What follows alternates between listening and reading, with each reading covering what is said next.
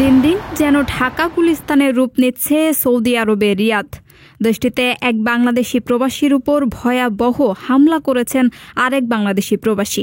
গত ৯ অক্টোবর রাতে রিয়াদে স্থানীয় একটি বাসায় ৭ জনের একটি গ্রুপ এক বাংলাদেশি প্রবাসীর উপর হামলা চালায় বলে অভিযোগ উঠেছে। হামলাকারীরা তাকে ধারালো অস্ত্র দিয়ে কুপিয়ে গুরুতর আহত করে, এমনকি জোরপূর্বক তুলে নেওয়ার চেষ্টাও চালায় অপরাধী দল।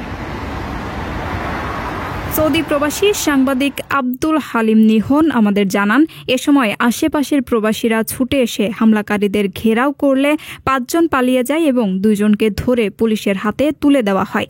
আহত প্রবাসীকে দ্রুত স্থানীয় হাসপাতালে ভর্তি করা হয়েছে। তার অবস্থা আশঙ্কাজনক বলে জানা গেছে।